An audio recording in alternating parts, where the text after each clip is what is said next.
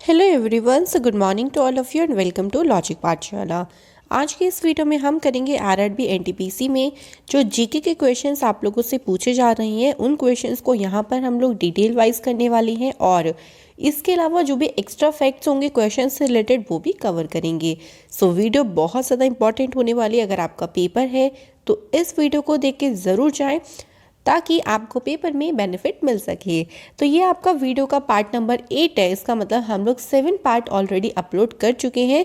ये सब आप लोगों ने अगर नहीं देखा हो तो ऊपर आपको आई बटन पे एक प्लेलिस्ट का लिंक मिलेगा आरआरबी एनटीपीसी, वहाँ पे भी आप चेक कर सकते हैं। बाकी डिस्क्रिप्शन बॉक्स में मैं उस प्लेलिस्ट का आप लोगों को लिंक शेयर कर दूंगी, वहाँ से भी आप चेकआउट कर सकते हैं।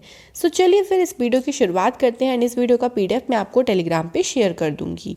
चलिए क्वेश्चन नंबर 4 से शुरू करते हैं। अंतर्राष्ट्रीय श्रम संगठन यानी इंटरनेशनल लेबर ऑर्गेनाइजेशन की स्थापना कब हुई थी? सो ये हुई थी 1919 में। एंड यहाँ से एक और क्वेश्चन आप लोगों से पूछ सकते हैं कि इसका हेडक्वार्टर कहाँ पे है। तो इसका हेडक्वार्टर ध्यान रखेंगे जेनेवा, स्विट्जरलैंड में इसका हेडक्वार्टर है। तो 2 क्वेश्चन बन सकते हैं, दोनों क्वेश्चन को आप यहाँ से कवर कर सकते हैं। ठीक है, ओके बढ़ते हैं हम लोग अपने अगले क्वेश्चन पे। यहाँ पे देखो पूछा है कि इसरो ने 15 फरवरी 2017 को कुल कितने उपग्रह लॉन्च करके रिकॉर्ड बनाया था? इसरो ने कितने उपग्रह एक साथ लॉन्च करे थे? 104। और इसी का ही रिकॉर्ड जो है वो किसने तोड़ दिया है? स्पेस एक्स ने तोड़ दिया है। ठीक है, स्पेस एक्स ने इसका रिकॉर्ड तोड़ दिया है। ओके, ये आपको ध्यान रखना है 2021 में।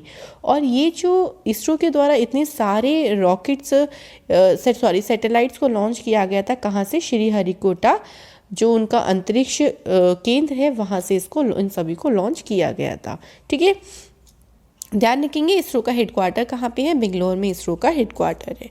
तो जो भी एक्स्ट्रा फैक्ट्स होते हैं सभी को सुना करें या आप नोट डाउन भी कहीं कर सकते हैं। नेक्स्ट है, अगर राष्ट्रपति और उपराष्ट्रपति यानी प्रेसिडेंट और वाइस प्रेसिडेंट दोनों नहीं हो, दोनों की सीट खाली हो गई मान लीजिए, तो फिर राष्ट्रपति के काम को कौन करेंगे? ऐसा देखो कब होता है, देखो जब राष्ट्रपति नहीं होते तो उपराष्ट्रपति उनका काम संभाल लेते हैं। ठीक है, और जब दोनों ही नहीं होते तो सुप्रीम कोर्ट के जो मुख्य न्यायाधीश हैं वो ये काम करती हैं। ध्यान रखेंगे ऐसा हुआ भी है। देखो अगर हम ये घटना की बात करें, पूछ सकते हैं ना ऐसा कौन से ईयर में हुआ था, ये भी तो याद आपको अगर आ रहा हो तो ध्यान रखेंगे 1969 में हुआ था, जब जाकिर हुसैन की मृत्यु हो गई थी। वो उस टाइम पे प्रेसिडेंट थे और उस टाइम पे जो उपराष्ट्रपति थे वो कौन थे? वीवी गिरी। इन्होंने भारत के राष्ट्रपति के रूप में कार्य को संभाला था।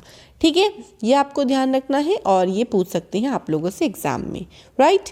नेक्स्ट यहाँ पे क्वेश्चन देखिए क्या है, प्रधानमंत्री उज्ज्वला योजना की शुरुआत किस राज्य से की गई थी? और ये जो योजना थी ये आपको पता होना चाहिए योजना है क्या। जो गरीबी रेखा से नीचे जीवन यापन करते हैं उन परिवारों की महिला सदस्य को जो एलपीजी कनेक्शन होता है वो एक रियायती दरों पर दिया जाएगा, मतलब कम से कम कीमत पर दिया जाएगा। और इसकी शुरुआत हुई थी 2016 से। कहाँ से? यूपी के बलिया डिस्ट्रिक्ट है, वहाँ से इसकी शुरुआत की गई थी। ध्यान रखेंगे ये योजना है क्या, किस चीज़ से रिलेटेड है और इसकी शुरुआत कब हुई थी। ये 3 क्वेश्चन पूछ सकती हैं। अगला है, ब्रह्मपुत्र नदी को अरुणाचल प्रदेश में किस नाम से जाना जाता है? तो आंसर क्या हो जाएगा? देहांग। ठीक है, अगर हम बात करें ब्रह्मपुत्र नदी की उत्पत्ति कहाँ से होती है, निकलती कहाँ से है, तो ये निकलती है तिब्बत में मानसरोवर लेक से। ठीक है, आपको ध्यान रखना है जो लेक्स वगैरह होती है, नदी होती है, वो निकलते कहाँ से ये भी पूछ लेते हैं एग्जाम में, राइट। अरुणाचल प्रदेश में इसको देहांग के नाम से जाना जाता है। और जब ये नदी बांग्लादेश में प्रवेश करती है तो इसे वहाँ पे बोला जाता है जमुना। क्लियर हो गया? चलो अगला है, मयूर सिंहासन पर बैठने वाले अंतिम मुगल सम्राट कौन थे? तो अंतिम मुगल सम्राट थे मोहम्मद शाह, जो मयूर सिंहासन पर बैठे थे। मयूर सिंहासन के जो वास्तुकार थे उनका नाम भी पूछ सकते हैं, मतलब जिसको इन्होंने डिज़ाइन किया था, एक तरीके से आप इंग्लिश में बोल सकते हो, तो उनका नाम था बादल खां। क्लियर है? ओके, चलो बढ़ते हैं अपने अगले क्वेश्चंस पे, देखते हैं क्या है। क्योटो प्रोटोकॉल, भाई सुना ही होगा अगर आपने एनवायरमेंटल रिलेटेड क्वेश्चंस पढ़े हैं तो। ये कब लागू हुआ था? 2005 में लागू हुआ था। और ये किस चीज़ से संबंधित है, तो ये संबंधित है ग्लोबल वार्मिंग से। ठीक है, जो ग्लोबल वार्मिंग के ज़रिए हमारा क्लाइमेट इतना चेंज हो रहा है उस चीज़ से संबंधित है क्योटो प्रोटोकॉल। ठीक है, एक और प्रोटोकॉल बहुत ज़्यादा इंपॉर्टेंट है जिसका नेम है मॉनिट्रियल प्रोटोकॉल। ये भी एग्जाम में पूछ सकते हैं, ध्यान रखेंगे। देखो एक्स्ट्रा फैक्ट्स मैं बताते चल रही हूँ ताकि आप लोगों को एक्स्ट्रा में कुछ पूछ लिया जाए तो दिक्कत ना पड़े। ये संबंधित है ओजोन परत के संरक्षण से, क्योंकि ओजोन लेयर अगर प्रोटेक्ट नहीं करेंगे तो सूर्य की जो यूवी रेज है वो डायरेक्ट आएंगी अर्थ पर, जो बहुत ही ज़्यादा हार्मफुल है।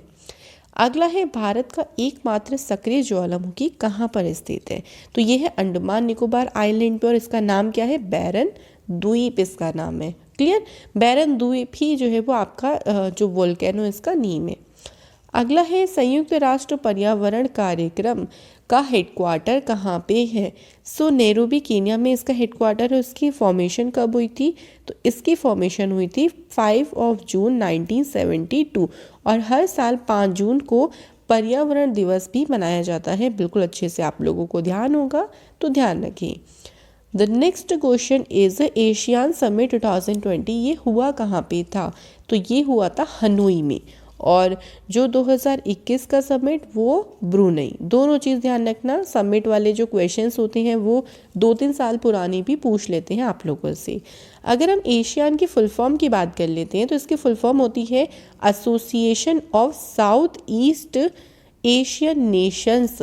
और इसमें कितनी कंट्रीज आती हैं, टोटल आती हैं इसमें 10 कंट्रीज। ठीक है, ओके, इतना क्लियर हो गया। चलो बढ़ते हैं अगले क्वेश्चन पे। वर्तमान में वित्त मंत्री कौन है, सो ये आप लोगों को पता ही होना चाहिए। निर्मला सीतारमण जी इस टाइम प्रेजेंट में फाइनेंस मिनिस्टर हैं और 2019 में इनको अपॉइंट किया गया था। द नेक्स्ट क्वेश्चन इज अंतर्राष्ट्रीय ओलंपिक समिति की फर्स्ट इंडियन वुमेन मेंबर कौन बनी है, so the answer is Nita Ambani. So इनका चुनाव 2016 में किया था जब इंटरनेशनल ओलंपिक कमेटी की कौन सी मीटिंग थी, 129th मीटिंग थी, तो उस सम्मेलन में इनका चुनाव किया गया था। ठीक है, ध्यान रखेंगे। अगला क्वेश्चन है कालबेलिया किस राज्य का नृत्य है, सो डांस फॉर्म से क्वेश्चन भी बनते हैं, ध्यान रखेंगे। ये जो नृत्य है वो राजस्थान का है। इसके अलावा और थोड़े से बात कर ले तो देखो घूमर भी राजस्थान से रिलेटेड है, चरी नृत्य भी राजस्थान से रिलेटेड है, झूलन लीला, ध्यान रखेंगे इसका पूरा नाम क्या है, झूलन लीला, ये भी राजस्थान से संबंधित है। और एक और चीज़, कालबेलिया जो यहाँ का डांस है उसको 2010 में यूनेस्को द्वारा अमूर्त विरासत सूची में शामिल किया गया था। ठीक है, ध्यान रखेंगे ना, इम्पॉर्टेंट हो सकता है। नेक्स्ट है अंतिम मुगल शासक कौन था, सो बहादुर शाह जफर, जिनको बहादुर शाह द्वितीय के नाम से भी जाना जाता था। ये थे अंतिम मुगल रूलर और इनको अंग्रेजों के द्वारा जो है बंदी बना लिया गया था। राइट, नेक्स्ट क्वेश्चन, भारत की पहली इंजन रहित ट्रेन का नाम क्या है जिसमें इंजन ही नहीं है, सो उसका नेम है ट्रेन 18 जिसको वंदे भारत एक्सप्रेस भी कहा जाता है। ओके, और ये जब शुरू हुई थी तभी दिल्ली टू बनारसी चलती थी, तो इसका रूट है दिल्ली टू बनारसी। नेक्स्ट है जल्लीकट्टू, एक फेस्टिवल का नेम है, ये कौन से राज्य से संबंधित है, तो ये तमिलनाडु से संबंधित है। और इसमें क्या होता है, जो बुल्स होते हैं, जो बैल होते हैं, उनके साथ लड़ा जाता है। ठीक है, ओके, उनके सींग पे एक लाल कपड़ा बांध दिया जाता है, जो उसको लंबे समय तक मतलब निकाल के रोक के रखेगा, वो यहाँ पे विनर होता है। तो इस तरीके का ये कुछ मतलब फेस्टिवल होता है, इसमें चोटें वगैरह भी बहुत लग जाती है। अगला है फोर्ब्स के अनुसार 2020 में सबसे अधिक वेतन पाने वाली महिला एथलीट कौन थी, तो 2020 के अकॉर्डिंग कौन थी, नाओमी ओसाका। अब आपको एक और चीज़ ध्यान रखनी है, नाओमी ओसाका कौन सी कंट्री से बिलोंग करती हैं, जापान से। ठीक है, शक्ति की एसआई यूनिट क्या होती है, वॉट, शक्ति मीन्स पावर। अगला है काली क्रांति, जिसको हम लोग बोल सकते हैं, ये खाली नहीं होगा, यहाँ पे लिखिए ब्लैक रेवोल्यूशन। ठीक है, जितनी भी क्रांतियाँ हैं वो आपको ध्यान रखनी है, एक बार यहाँ पे डिस्कस कर लेंगे। ये संबंधित है पेट्रोलियम से, और ब्लू रेवोल्यूशन संबंधित है फिशरीज यानी मत्स्य पालन से। और चलो और करते हैं, अगर हम बात करें ग्रीन रेवोल्यूशन यानी हरित क्रांति, तो हरित क्रांति का संबंध किससे है, खाद्यान्न से है। ठीक है, इसके अलावा आपको और श्वेत क्रांति का पता होना चाहिए, श्वेत यानी वाइट रेवोल्यूशन, ये संबंधित है दूध से। और गुलाबी क्रांति याद रखेंगे, पिंक रेवोल्यूशन इंग्लिश में भी बोल रही हूँ मैं, ये संबंधित है प्याज या फिर झींगा जो मछली होती है ना उससे संबंधित है। ओके और एक और ध्यान रखेंगे, सिल्वर रेवोल्यूशन जिसको हम लोग रजत क्रांति भी बोलते हैं, ये संबंध है अंडा उत्पादन और मुर्गियों की उत्पादकता बढ़ाने से, मतलब जो मुर्गियों का प्रोडक्शन करते हैं उससे संबंधित है कौन सी, सिल्वर क्रांति, राइट। चलो अगला क्वेश्चन, कोणार्क का सूर्य मंदिर कहाँ पे स्थित है, तो ये स्थित है उड़ीसा में और इसको 1984 में यूनेस्को की विश्व धरोहर स्थल के रूप में मान्यता मिली। ओके कोणार्क मंदिर कौन से देवता का है, सूर्य देवता जी का है, ध्यान रखना। अगला है बगलिहार बांध किस नदी पर बनाया गया है। सबसे पहले तो बगलिहार बांध कहाँ पे है, जम्मू कश्मीर में है। ठीक है याद करवाए ना मैंने बांध वाले क्वेश्चंस कि जो बगलिहार होते हैं मतलब बागी लोग होते हैं और बागी लोग कैसे होते हैं दूसरों से अलग चलते हैं और उनको लोगों को हलाल करने से पहले चैन नहीं आता, तो चैन से चेनाव। और जम्मू कश्मीर में बहुत बागी मिलेंगे आपको, तो जम्मू कश्मीर स्टेट में जो यूनियन टेरिटरी उसमें बिलोंग करता है। नेक्स्ट है बिग बैंग सिद्धांत किससे संबंधित है, तो यूनिवर्स से संबंधित है। और अगर हम बात करें इस सिद्धांत का प्रतिपादन किया किसने था, तो इनका नाम ध्यान रखिएगा, जॉर्ज लेमेत्रे। ठीक है नाम क्या है इनका, जॉर्ज लेमेत्रे के द्वारा ये जो सिद्धांत है वो 1927 में इसका प्रतिपादन किया गया था। उन्होंने बताया था इस सिद्धांत से संबंधित कुछ बातें। अगला है आगरा नगर किसने बनाया था, तो सिकंदर लोदी जी के द्वारा जो है वो आगरा नगर बसाया गया था, ध्यान रखना है इनका name. Move on to the question number next, आलू का कौन सा भाग खाया जाता है। साइंस में बहुत ज़्यादा क्वेश्चन बनते हैं, तो हम लोग जो खाते हैं आलू का स्टेम यानी तना खाया जाता है। राज्यसभा के प्रथम सभापति कौन थे, तो डॉक्टर सर्वपल्ली राधाकृष्ण थे, फर्स्ट चेयरमैन ऑफ राज्यसभा। ठीक है और अगर हम प्रेजेंट में बात करें तो प्रेजेंट में कौन है इस टाइम पे, प्रेजेंट में है एम वेंकैया नायडू। क्योंकि देखिए याद रखिएगा राज्यसभा के जो चेयरमैन होते हैं ना वो होते हैं इंडिया के वाइस प्रेसिडेंट। और इस टाइम पे राज्यसभा की तो बात हो गई, अगर हम लोकसभा की बात करें तो लोकसभा में होते हैं स्पीकर, जिन्हें हम स्पीकर ही बोलते हैं, और ये कौन है प्रेजेंट टाइम पे, ओम बिरला। ठीक है अगला है भीम बेटिका किस राज्य में स्थित है, तो ये है मध्य प्रदेश में, एक केव है और अभी रिसेंटली इस केव की जो छत है उस पर सबसे पुराने जानवर का फॉसिल भी पाया गया था, राइट।